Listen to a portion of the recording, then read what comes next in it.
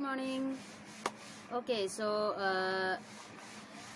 in the previous two topics, you learned about what kind of food animals eat and how their bodies are designed according to what they eat, right? So today we are going to learn about how animals gather their food. Okay, if you think about yourself, you have hands and you mostly buy food from the market. Then your parents, they cook it in the kitchen and you use your hands and you eat the food, right? You put it in your mouth and you eat it. But it's not the same for animals. Animals, their lifestyle is not like us and their bodies are not designed like us. So all of them, they have different ways of gathering and eating their food. Now, if you look into your worksheet S3 of this block, you will find there are 3 pictures given. Those 3 pictures show 3 kind of animals gathering their food in different ways. In one picture, you can see a cat licking a saucer of milk. The cat is using its tongue to lick the milk. And in another picture, you will find a frog trying to catch an insect using its long tongue. Okay, and in the third picture, you will see a butterfly which is sucking nectar from flowers. So these are different examples. These 3 are different examples of how animals gather their food. Okay, so some animals they use their paws. Okay, they mostly use their paws which have claws. Okay, claws to catch and eat the food, while there are some animals which use other different body parts. So now let's talk about different kinds of animals and how they gather their food. So as you can see that a frog has a long tongue. It's the tongue is long and it is also sticky. So the frog, whenever he sees an insect and he wants to eat it, what he can do is he can actually kill the insect from a distance. Okay, he will just roll out his tongue, catch the insect and put it inside his mouth, and then he's going to swallow it. Done. Because since the tongue of a frog is sticky, as soon as it touches the body of the insect gets stuck to the tongue, and this helps the frog. This helps the frog to catch an insect from a distance. And a butterfly, in a butterfly, what happens is that a butterfly has straws, right? You use straws to drink juice or any kind of liquid. Now when you put a straw in your mouth and the other end is in a liquid and you suck it, the liquid goes inside your mouth with the help of the straw. In the same way, butterflies also have a straw-like mouth. Whenever they sit on a flower, what happens is that they roll out their tongue, they roll out that straw-like mouth, and then it goes inside the flower. They suck it, they suck the nectar, and it goes inside their mouth. So see, just 3 examples, and you can see that all these 3 animals are using different body parts to gather and eat their food.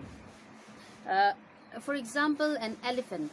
An elephant has a huge trunk, right? An elephant, what does it eat? It eats leaves and then it eats fruits. You will never see an elephant trying to eat leaves or fruits with the help of its legs. It never does that. It does it with the help of its trunk. Okay, the long nose that it has. Now, an elephant's nose or the trunk is also like a straw.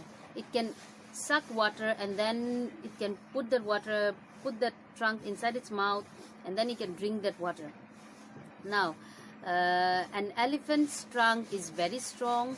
It helps the elephant to break off branches, and since elephants are very big, they can easily eat leaves which are on the top level of a tree.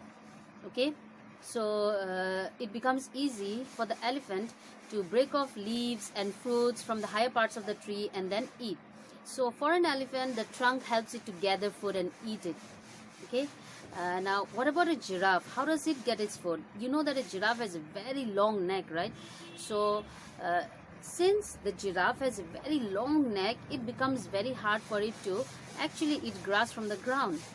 So, what it does is that with the help of its long neck, it can actually aim for the leaves, just like the elephant can aim for the leaves which are on the top part of the tree.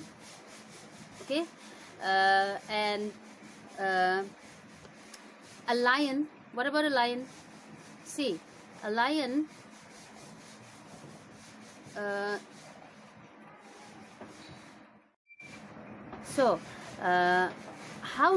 how do lion and tiger they catch their food? What they do is, if they see an animal, they try to chase it, and then they use their claws. We have nails, they have claws. Okay, claws are nails, exactly nails, but then they are much more stronger, sharper and bigger than what we have. So with the help of those claws, lions and tigers, what they do is they hold their prey, they kill it, they tear the flesh, and then they eat with their mouth. They eat it like that. So the way a lion eats its flesh, its meat, is different compared to an elephant or a giraffe. Okay, so then we have some other animals such as birds. How do birds eat their food? Birds also use the same way. They use their beaks and they use their claws to catch hold of their food, whatever it is, whether it's fruits or seeds or meat. They eat it in that way. Okay, then think about this. If you have pets at home, for example, if a dog or a cat, and you give them food, how do they eat that food? They don't need to use their claws or anything, like if they're not hunting. Since they're at home and they are domestic animals, when you serve them food, they just use their mouth and they eat it.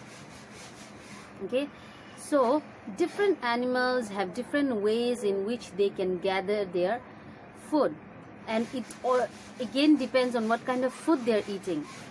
Animals such as carnivores, since they basically eat meat, this kind of animals usually have strong and sharp claws which help them to attack an animal, kill it, and then eat it. They need stronger claws and stronger set of teeth so that they can actually tear the flesh from the animal's body. Compared to that, if you look at the herbivores lifestyle, herbivores, they depend on only plants and leaves.